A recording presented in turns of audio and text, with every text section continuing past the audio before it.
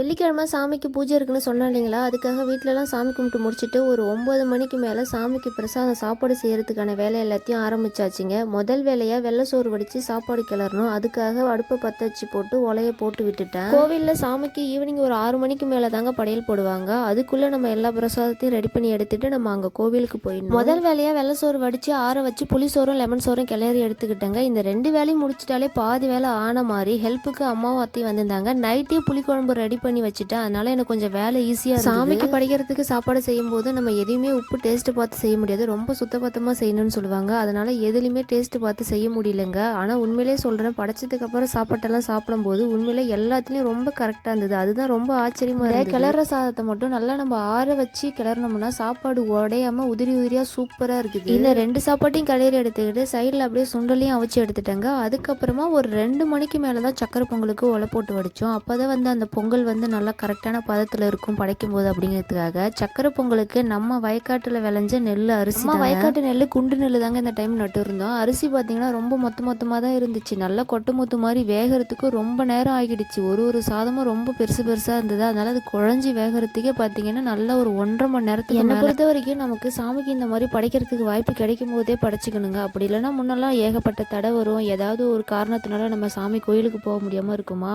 அதெல்லாம் வந்து ரொம்ப கஷ்டமாக இருக்கும். இந்த மாதிரி நமக்கு வாய்ப்பு கிடைக்கும் போதே நம்மளால் முடிஞ்சது ஏதாவது சமைச்சு சாமிக்கு எடுத்துகிட்டு போயிட்டு திருப்தியாக சாமி கும்பிட்டு வந்துடணும்.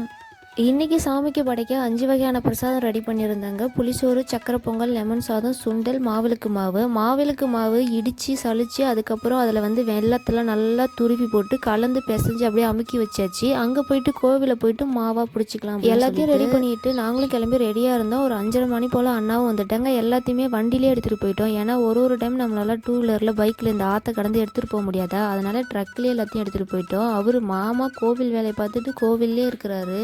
ஆடி மாதம் வெள்ளிக்கிழமை பௌர்ணமியில் எல்லாரும் ஒன்று சேர்ந்து சாமி கும்பிட்டது மனசுக்கு ரொம்ப நிறைவாக இருந்தது. உண்மையிலே சொல்லப்போனால் ரொம்ப திருப்தியாக இருந்ததுங்க.